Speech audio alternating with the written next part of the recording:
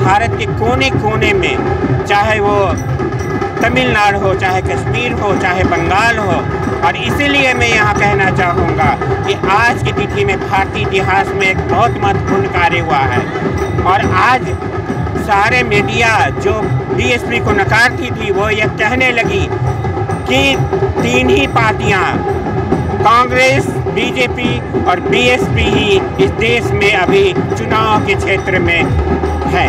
नमस्कार, मेरा नाम है सुरेंद्र सिंह और आप देख रहे हैं एसएम न्यूज़। आज हमारे साथ है प्रोफेसर धन, जो किसी नाम तारीफ के मोहताज नहीं। स्वागत है सर आपका हमारे चैनल में। धन्यवाद जी प्रोफेसर साहब, आज इतने बड़े बाबा साहब के आयोजन को किस नज़र से आप देखते हैं?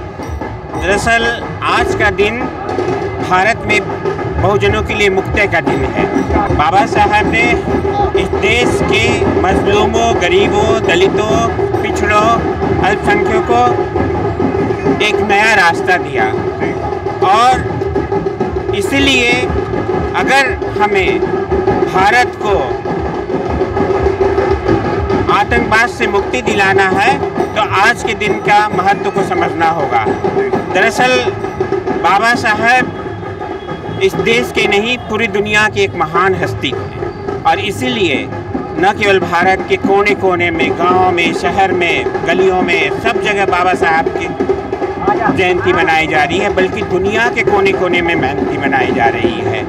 और यह इसीलिए कि उन्होंने बुद्ध की तरह इस देश के गरीबों को, दलितों को, वंचितों को जगाने का काम किया। और मैं समझता हूँ कि जब तक हम बाबा साहब को नहीं समझेंगे तब तक हम अपना उद्धार नहीं कर पाएंगे। दरअसल फुले बाबा साहब और इनको जीवन में उतारने का, इनको प्रयोग में लाने का सफल कार्य मान्यवर काशीराम जी ने किया। प्रोफेसर साहब क्या कहना चाहेंगे? बहुत सारे लोग ये बोलते हैं संविधान खतरे में, लेकिन संविधान के थोड़ी सी दूरी पर बाबा साहब का इशारा है। पार्लियामेंट यहाँ से चंद कदमों की दूरी पर है, तो मुझे नहीं लगता कि संविधान खतरे में है। इतने सारे लोग ताकत में हैं, बहुजन संविधान को मानने वाले लोग हैं, तो संविधान कहाँ से खतरे में है? दरअसल ऐसा है, यह एक षड्यंत्र है। इस देश में हमेशा यह षड्यंत्र होता रहा है कि हमारे को गुलाम बनाने के लिए, इस देश के बहुजनों को गुलाम बनाने के लिए इस तरह की बातें की जाती है। इसलिए हमें बहुजनों को इस तरफ ध्यान ही नहीं देना है। भारत का संविधान दुनिया का अनुपम संविधान है, जिसको ख़त्म करने की शक्ति किसी में नहीं है। और इसीलिए अभी देखा होगा, हमारे देश के एक बहुत बड़े नेता ने ये कहा कि स्वयं बाबा साहब भी भारत के संविधान को नहीं ख़त्म कर सकते। इसका तात्पर्य क्या है? इसका तात्पर्य ही यही है कि इस देश की जन जन को जगाने का, इस देश में समता लाने का जो कार्य संविधान के द्वारा हुआ, आज जो कुछ भी यह दृश्य दिख रहा है, यही नहीं, भारत के कोने कोने में जो दृश्य दिख रहा है वो केवल संविधान के कारण ही दिख रहा है। इसलिए हमें इस तरह के विचारों को, इस तरह के स्लोगन की तरफ ध्यान देने की जरूरत। पार्टियां संविधान को बचाने की बात कर रही हैं, तो संविधान कहाँ से खतरे में है और कौन संविधान को पूर्ण रूप से बचा सकता है, वह भी बता अगर खतरे में है तो। दरअसल जो ये बात कह रहे हैं, इस देश में सभी का अस्तित्व संविधान के तरह ही है। चाहे वो पक्ष विपक्ष के लोग हों, इस संविधान के तहत ही वो यह स्थापित है। अगर संविधान नहीं होगा तो कोई भी नहीं बचेगा। इसलिए यह बात बिल्कुल ही गलत है और ये बात बिल्कुल निराधार है और बिल्कुल असत्य है कि संविधान को कोई ख़त्म कर सकता है। कौन सी पार्टी, कौन से संगठन हैं जो संविधान को या इस देश को मूल रूप से चला सकते हैं और बचा सकते हैं संविधान को? दरअसल मैं यहाँ ज़रूर यह कहना चाहूँगा कि गौतम बुद्ध की समानतावादी विचारधारा, मानवतावादी विचारधारा को नए युग में ज्योतिबा फुले ने लिया और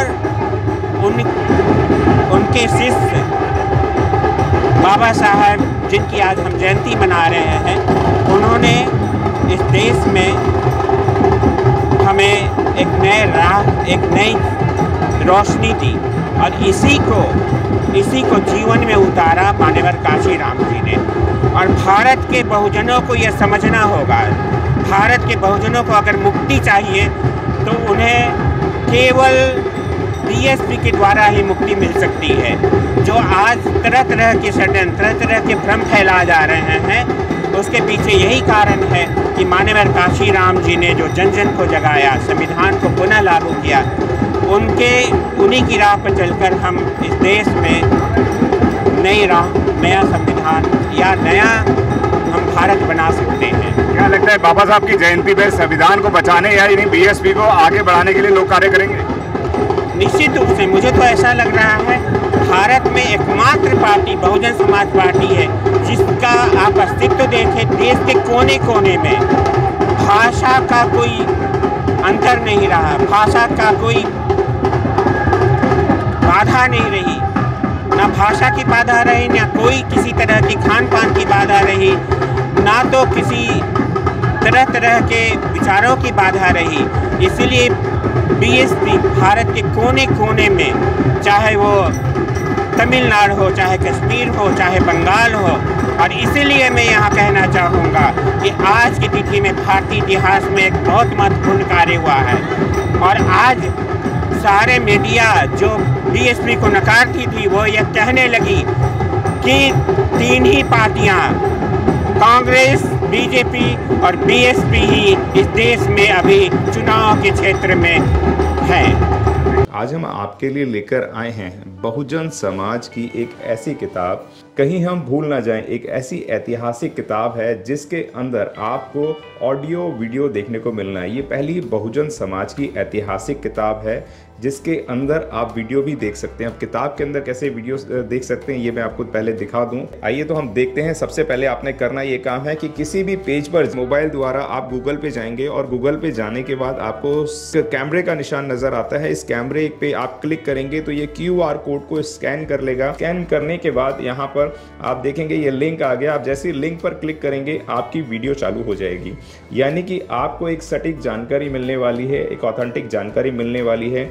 बहुजन समाज की पहली ऐतिहासिक किताब है जिसके अंदर आपको तमाम महापुरुषों की जानकारी मिलने वाली है। आप इस किताब में देख पाएंगे तथागत सम्यक बुद्ध जिनकी पूरी जीवनी आपको मिलने वाली है, महान सम्राट अशोक जिनका जीवनी आपको इसके अंदर पूरी मिलने वाली है, संत कबीर दास, संत शिरोमणि गुरु रविदास, सम्राट मीर भोज जिन्होंने इतिहास रचने का काम किया, गुरु घासीदास बाबा, वीरांगना झलकारी बाई, वीरांगना उदा देवी पासी, नागेली वीरांगना की कहानी, एकलव्य जिसका अंगूठा काट लिया था धोखे से, चोखा मेला हरिचंद ठाकुर, ज्ञानदीप छत्रपति शाहूजी महाराज, बिरसा मुंडा, ज्योतिबा फूले, माता सावित्रीबाई फूले, फातिमा शेख, EV रामास्वामी, स्वामी अच्युतानंद, बाबा साहब डॉक्टर BR अम्बेडकर जिनका मूल ग्रंथ आपको इसमें छोटी सी किताब में मिलने वाला है। आप ऑडियो भी देख सकते हैं, वीडियो भी देख सकते हैं।